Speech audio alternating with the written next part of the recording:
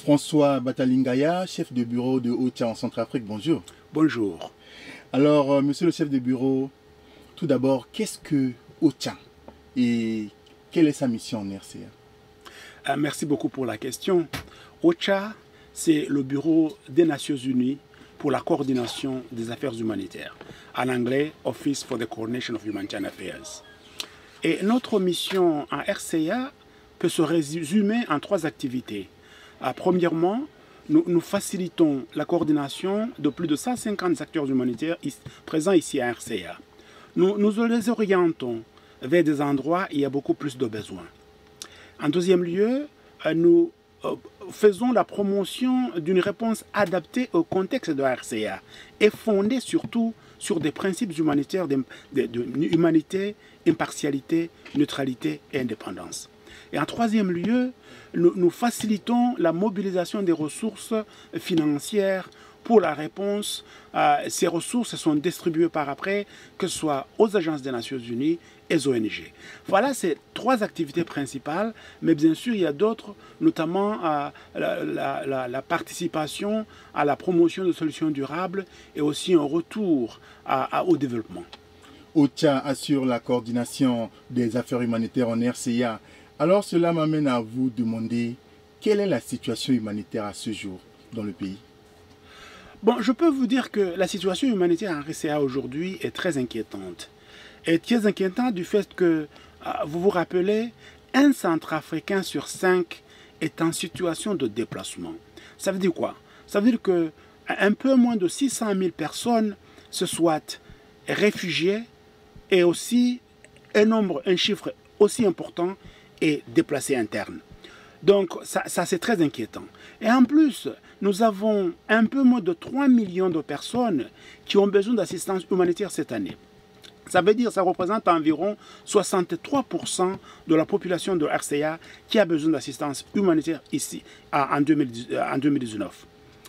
Je voudrais ajouter qu'environ 500 000 personnes ici en RCA se trouvent en situation d'insécurité alimentaire sévère.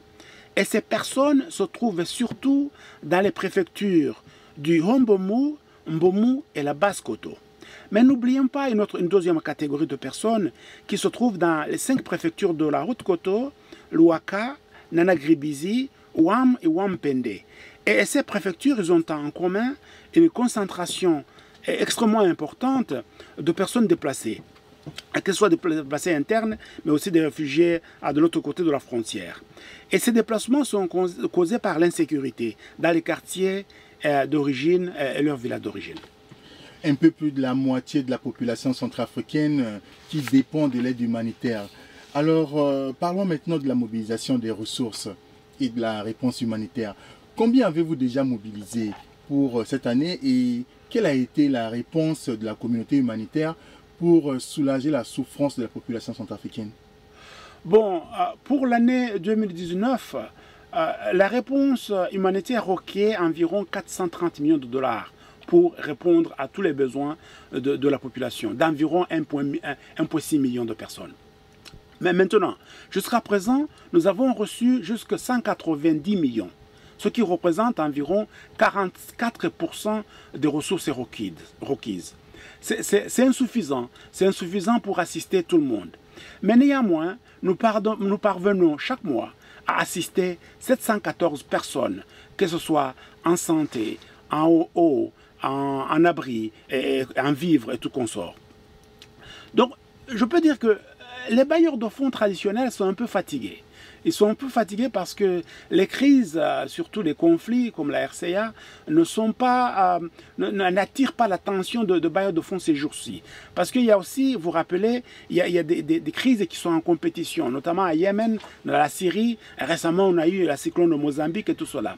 Les bailleurs de fonds sont plus intéressés aux catastrophes naturelles, telles que les tremblements de terre. Donc, c'est pourquoi, en fait, jusqu'à présent, avec une mobilisation de 44% de ressources, n'est pas suffisante pour parvenir aux besoins des populations. Alors, on sait que la première victime de la crise en RCA, c'est la femme. Ce qui m'amène vous poser la question concernant la protection de celle-ci. Quels sont les chiffres dans ce sens et quelles sont les actions engagées, notamment contre les violences basées sur le genre, pour redonner de la dignité à la femme centrafricaine?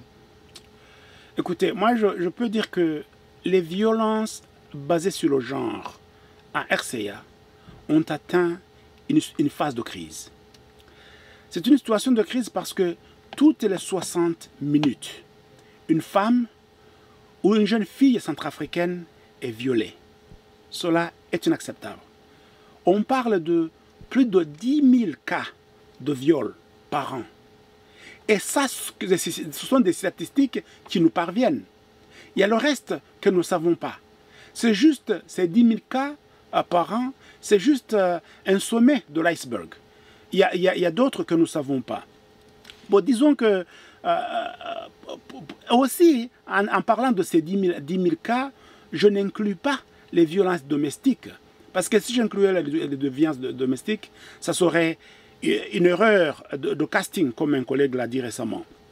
Donc, il y a beaucoup d'ONG et des agences des Nations Unies qui viennent à ces femmes et à ces jeunes filles avec une assistance médicale et une assistance psychosociale. Mais ce n'est pas suffisant. Ce n'est pas suffisant parce qu'il faut aussi une réinsertion socio-économique qui n'est pas encore faite par ces acteurs sur terrain. Et aussi un autre élément important, sans la justice et la réconciliation, il n'y aura pas d'assistance vraiment importante et complète pour ces femmes qui sont victimes de violences basées sur le genre.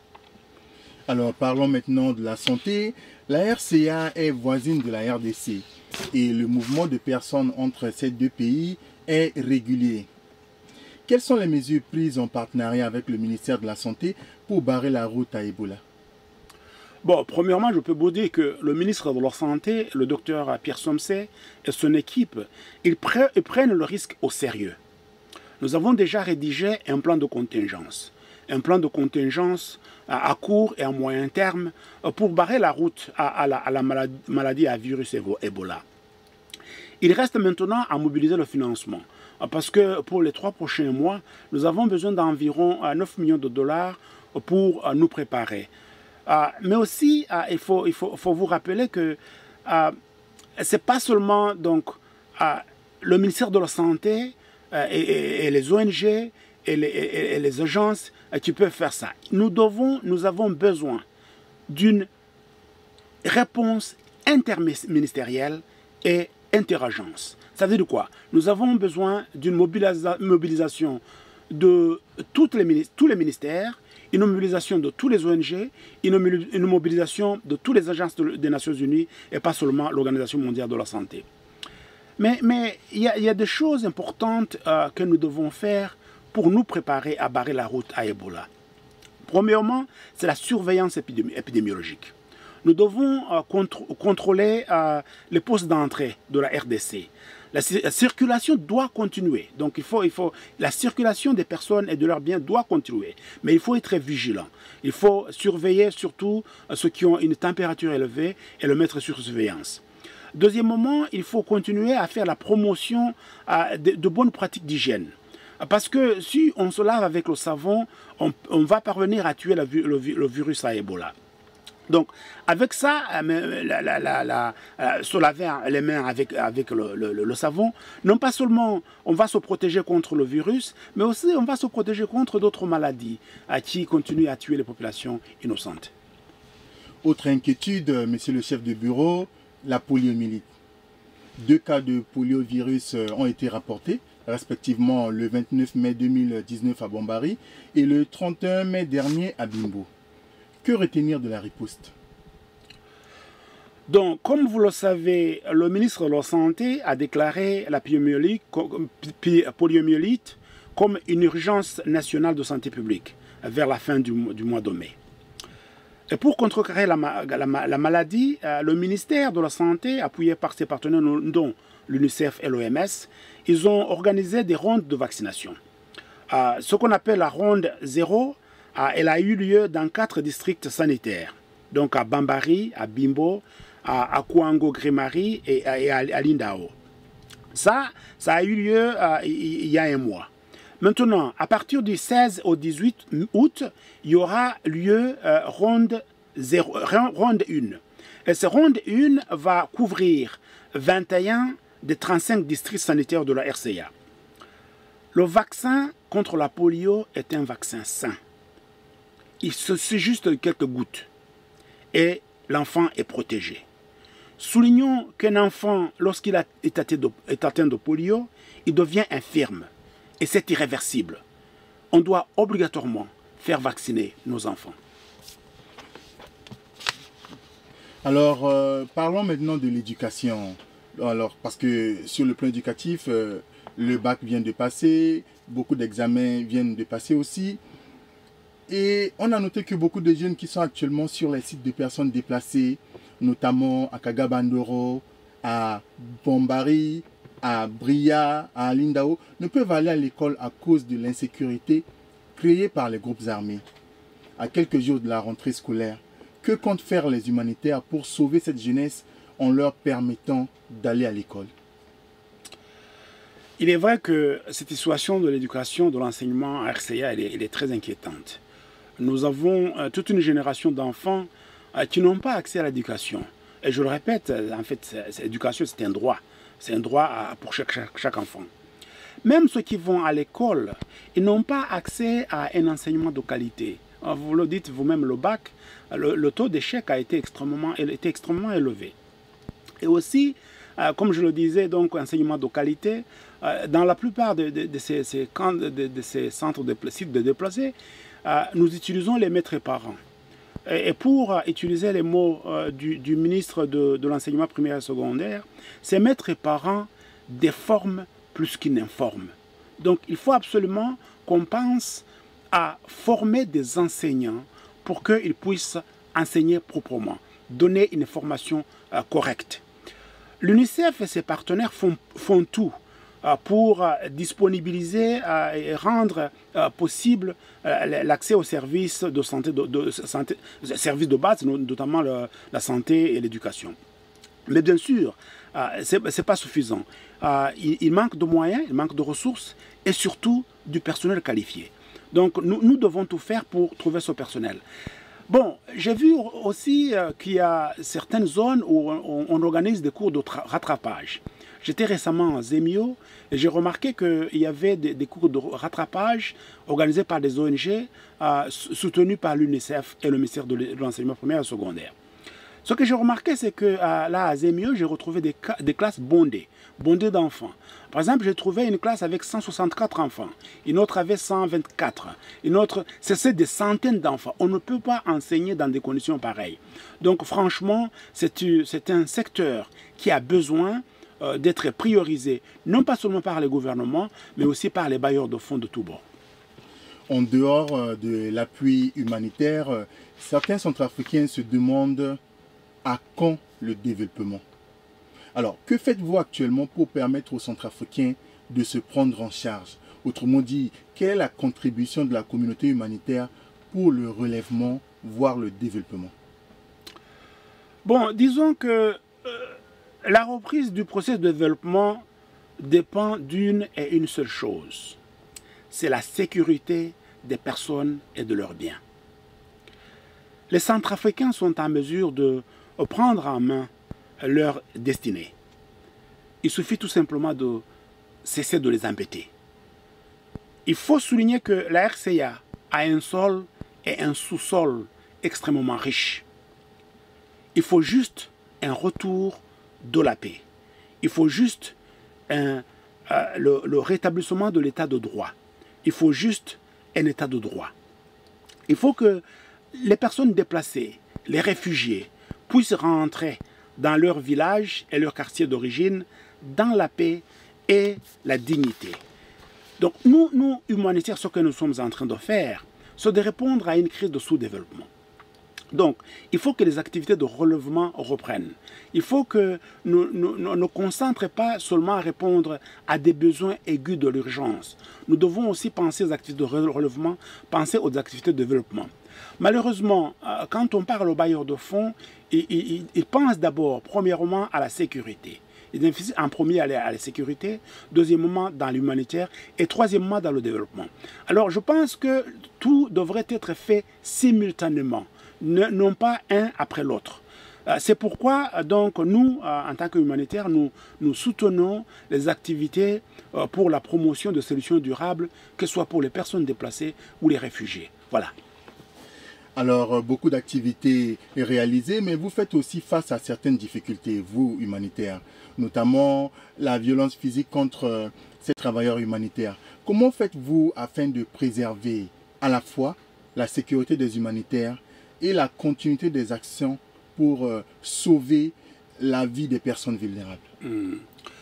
Bon, les attaques contre le personnel humanitaire, c'est très inquiétant ici à RCA. C'est très inquiétant pour vous donner des statistiques. Seulement entre le mois de janvier et juin de cette année, nous avons eu 130 attaques contre des humanitaires. Et c'est ce qui a été enregistré. Et aussi, il faut souligner qu'il y a eu 22 humanitaires qui ont été blessés. Et 3 humanitaires ont été assassinés. Je voudrais ajouter aussi une autre chose. C'est le braquage de nos véhicules. Le braquage des véhicules des humanitaires. Pour vous donner un exemple, ici à Bangui, nous avons déjà cette année enregistré 8 véhicules volés, ici à Bangui, ce qui est quand même inacceptable. Bon, parlons aussi de ces attaques contre les humanitaires, mais aussi contre la population civile. Il y a des régions et des zones qui nous inquiètent le plus. Par exemple, Batangafo, Kagabandoro, Bria, mais aussi sans oublier tout le sud-est.